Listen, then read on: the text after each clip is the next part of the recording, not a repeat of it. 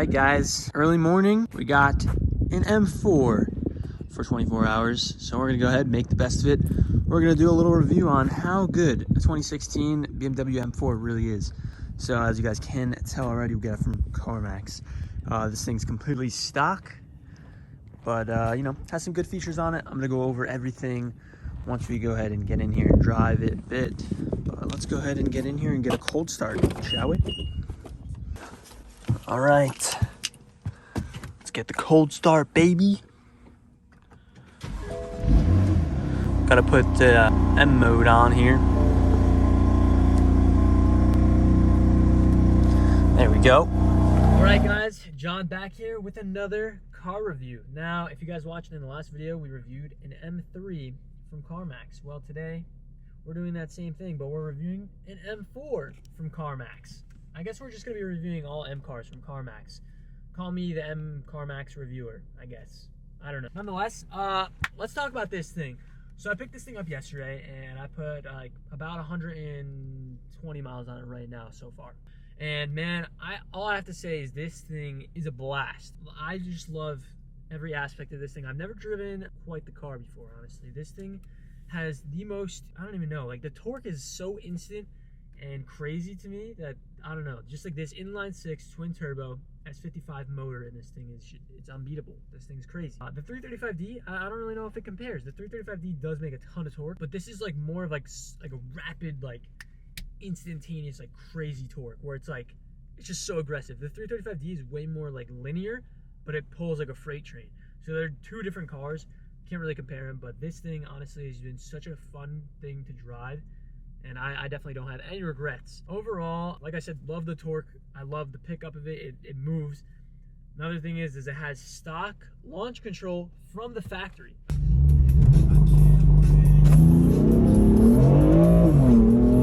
don't know, like that's sick.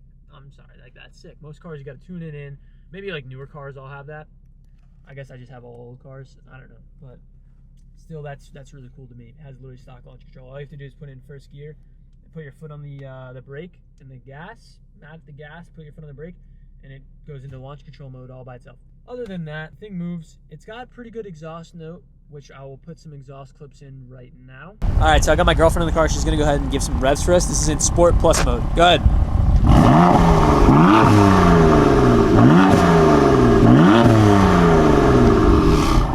Not bad, not bad.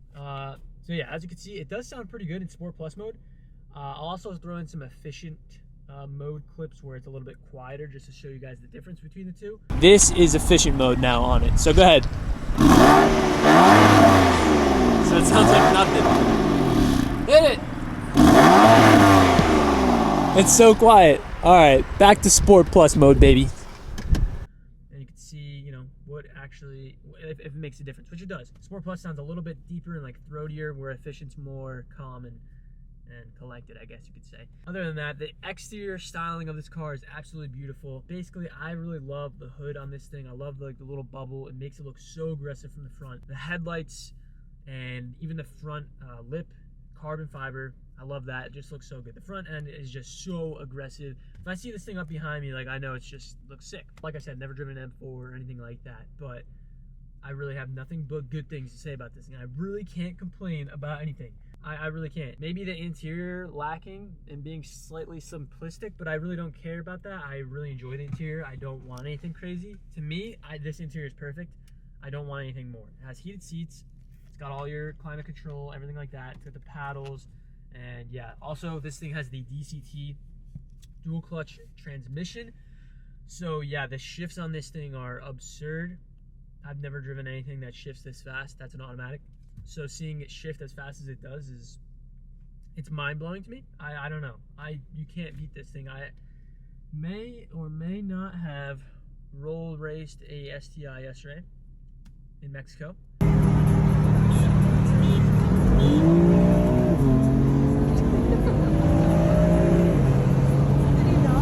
Oh my god. We did like a 40 roll and I put bus links on him, like straight bus links, and he's probably full bolt on. I mean, he had like a Tome and stuff, so I'm assuming he probably had like full bolt on and like a tune or something like that, but just absolutely gap ties this man I feel bad. And I'm in a stock CarMax M4, so you really, you know what? Come at me. Back onto the exterior of the car because I kind of got off track. It has some regular FRP looking side skirts, no carbon skirts, unfortunately. Has a little spoiler on the back, which is carbon, very cool, along with carbon diffuser, also cool. It'd be cool if it did have the M Performance exhaust, so it had a little bit more exhaust noise. But I heard with an exhaust, these things kind of get a little bit raspy up towards the top. Because like even right now with the Sport Plus, it's kind of raspy, but it doesn't sound bad. It sounds good to me. So I don't know. I guess people have mixed opinions on how the M4 sounds. I personally don't mind it right now, how it is stock. I would definitely modify the exhaust, obviously, if I got one personally. But for stock, it's not bad at all. Exterior-wise, I like the mirrors. It has like the little wings on the mirrors, which is very cool. And the rear end is very aggressive. I love the taillights. Just overall, the styling of this car is absolutely beautiful. I really think that it's a good buy. It looks so good. It drives so good. The handling is fantastic. I just don't have any complaints about it. If I could tell you a complaint that I have about it right now, I would. Now, mind you, I'm not daily driving this thing. I don't own the thing, so I couldn't tell you how the longevity of it is, whether, you know, certain parts break or whatever it might be. Because like I know on the M3, for instance, the E92 M3, you know, the rod bearings are an issue. Now on the S55 M4, I don't know what things tend to go wrong. But so far, me driving it, I'm having a blast. That's obviously, you know, that's just my opinion. If anybody has driven one of these before or dailies one or whatever and would like to comment up below on like maybe some of the common issues and stuff, I would love to know and hear. But yeah, that's just that.